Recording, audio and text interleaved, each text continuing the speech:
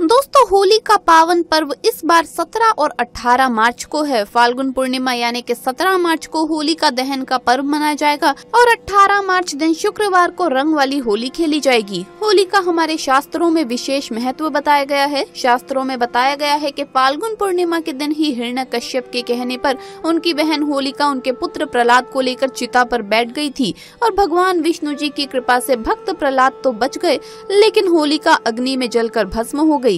तभी से इस दिन हर साल अन्याय और पाप पर न्याय और असत्य के विजय के रूप में होलिका दहन किया जाता है।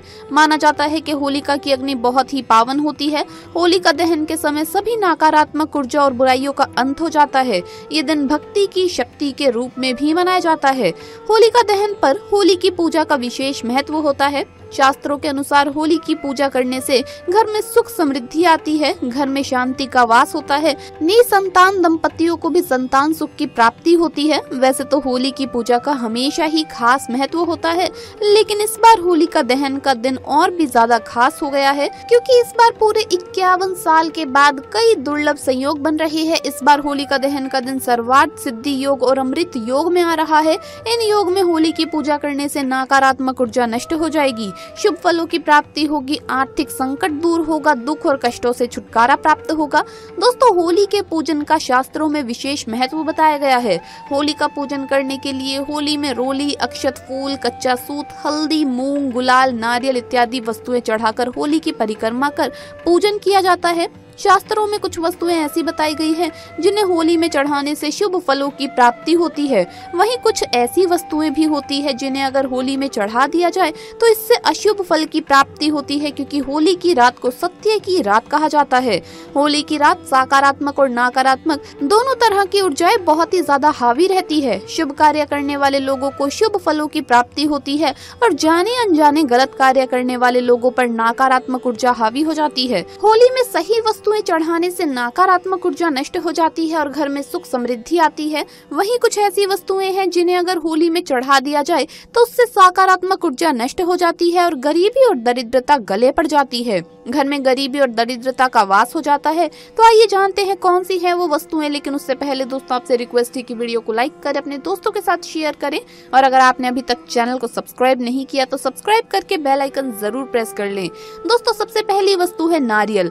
अधिकतर सभी लोग होली में नारियल चढ़ाते हैं। नारियल को शास्त्रों में श्रीफल कहा जाता है, यानी कि माँ लक्ष्मी जी का फल। होली में नारियल चढ़ाने से घर में सुख समृद्धि आती है, कर्ज भी जल्दी उतर जाता है, आर्थिक संकट का सामना नहीं करना पड़ता। लेकिन अगर आपने गलत तरीके से गलत नारियल होली में चढ़ा दिया तो आपको धन की हानि का सामना करना पड़ता है। धन संबंधित समस्या लगातार बनी रहेगी। दोस्तों, 3 तरह के नारियल आते हैं, एक पानी वाला नारियल, एक बिना छिलके वाला नारियल, सूखा नारियल जिसे गोला भी कहा जाता है, और एक होता है जटा वाला नारियल। तो होली में हमेशा जटा वाला सूखा नारियल चढ़ाएं और नारियल खरीदते समय आपको इस बात का विशेष ध्यान रखना है कि नारियल को लेकर आपको हिलाना है। हिलाने पर अगर आपको नारियल में से आवाज आती है, यानी कि उसके अंदर गिरी है, तो आपको वही नारियल होली में चढ़ाना है, क्योंकि यही नारियल पूर्ण माना जाता है। जिस नारियल को हिलाने पर आवाज नहीं आती है या फिर जो नारियल चटका हुआ होता है वो नारियल अपूर्ण है। उस नारियल को होली में चढ़ाने से शुभ फलों की बजाय अशुभ फल की प्राप्ति होती है, क्योंकि नारियल को पूर्णता का प्रतीक माना जाता है। इसीलिए सदैव होली में साबुत जटा वाला गिरी वाला नारियल चढ़ाइए। नारियल चढ़ाते समय आपको इस बात का ध्यान रखना है कि अगर आपको कोई नौकरी संबंधित परेशानी है तो आपको जलती हुई होली में नारियल चढ़ाना चाहिए। अगर आपको कार्य में सफलता नहीं मिल रही है तो होली जलने से पहले आपको नारियल को पान और सुपारी के साथ होली में डालना चाहिए। अगर आपको धन संबंधित समस्या है तो होली की 7 परिक्रमा करने के बाद आपको नारियल होली में डालना चाहिए। अगर आपके ऊपर किसी की बुरी नजर लगी हुई है, कोई ऊपरी बाधा है, कोई परेशानी है, तो आपको नारियल को अपने सर पे से 7 बार वारने के बाद नारियल को 3 बार मोली से लपेटकर मोली की गांठ बांधकर आपको इस बंधे हुए नारियल को होली में चढ़ाना चाहिए। उतारा किए हुए नारियल को, यानी कि जिस नारियल को वारा गया हो, उसे कभी भी आप बिना बांधे हुए होली में ना चढ़ाएं। इस बात का विशेष ध्यान रखें। तो दोस्तों नारियल के अलावा एक अन्य वस्तु और है जिन्हें हम बड़कुल्ले कहते हैं। ये हम सभी होली में अवश्य ही चढ़ाते हैं। गोबर के गोल गोल कंडे बनाए जाते हैं जिनमें छेद होता है। ऐसे ही खिलौने, चांद सितारे भी बनाए जाते हैं। इन सभी को सूखने के बाद मोली में डालकर एक माला बनाई जाती है और इस माला को होली पर चढ़ाया जाता है। बड़कुल्ले चढ़ाए बिना होली की पूजा पूर्ण नहीं मानी जाती, लेकिन हमेशा बड़कुल्ले चढ़ाते समय हम लोग बहुत बड़ी गलती करते हैं। अधिकतर सभी लोग सिर्फ एक माला को लेकर होली पर चढ़ाते हैं। अगर आप भी ऐसा ही करते हैं तो आगे से भूलकर भी ऐसी गलती ना करें, क्योंकि हमेशा बड़कुल्लों की 4 मालाएं चढ़ानी चाहिए और ये मालाएं परिवार के मुखिया को चढ़ानी चाहिए।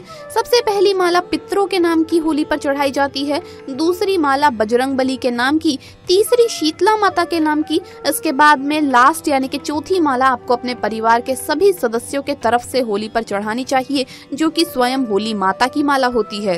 होली पर केवल एक माला चढ़ाने से जीवन में परेशानियों का सामना करना पड़ता है। घर में बीमारी और परेशानी अपना डेरा डाल लेती है। इसलिए पितरों की, बजरंगबली की, शीतला माता की कृपा प्राप्त करने के लिए आपको होली पर 4 बड़कुल्लों की मालाएं चढ़ानी चाहिए। ऐसा करने से पितरों और बजरंगबली की कृपा से कष्टों और दोषों का नाश हो जाता है दोस्तों। साथ ही शीतला माता की कृपा से घर में किसी भी प्रकार की कोई भी बीमारी नहीं आती है। दोस्तों तीसरी चीज है कच्चा सूत। होली की परिक्रमा करते समय होली पर सदा कच्चा सूत बांधना चाहिए। अधिकतर लोग जो सिलाई वाली रील होती है उसके धागे को होली पर बांधने लग जाते हैं। ऐसा भूल कर भी आपको नहीं करना चाहिए। ऊन या रील का उपयोग न करके आपको होली पर हमेशा सादा कच्चा सूत ही बांधना चाहिए। होली के 3 या 7 परिक्रमा करनी चाहिए और 3 या 7 परिक्रमा करते समय आपको 3 बार या 7 बार कच्चे सूत को होली पर लपेटना चाहिए। अधिकतर लोग ये गलती करते हैं कि अगर उनके सूत का एक बंडल एक परिक्रमा में ही खत्म हो गया तो बाकी परिक्रमा खाली हाथ करते हैं। ऐसा भूलकर भी नहीं करना चाहिए। चाहे कितने भी बंडल लगे, लेकिन आप अगर 3 परिक्रमा कर रहे हैं तो 3 बार कच्चा सूत होली पर लपेटे। 7 कर रहे हैं तो 7 बार आपको कच्चा सूत होली पर लपेटना चाहिए। परिक्रमा करते समय भी आप इस बात का ध्यान रखें कि कई लोग कुछ टोने टोटके के लिए होली की उल्टी परिक्रमा करते हैं। होली की सदा ही सीधी परिक्रमा करें। अगर आप होली की उल्टी परिक्रमा करेंगे तो आप पर नकारात्मक ऊर्जा हावी हो जाएगी, जिससे आपको नुकसान उठाना पड़ेगा। होली की पूजा करते समय होली पर जल भी चढ़ाया जाता है। ये जल शीतला माता के लिए चढ़ाया जाता है, लेकिन ध्यान रहे होलिका दहन के समय या होलिका दहन के बाद होली पर जल भूलकर भी ना चढ़ाएं। होली पर उतारा करते समय कई लोग अपने पुराने पहने हुए कपड़े या फिर अपने सर के बाल काटकर होली में चढ़ा देते हैं। ऐसा भूलकर भी नहीं करना चाहिए। ऐसा करने से आपको नकारात्मक ऊर्जा से छुटकारा मिलने की बजाय नकारात्मक ऊर्जा का आपके ऊपर प्रभाव हावी हो जाएगा।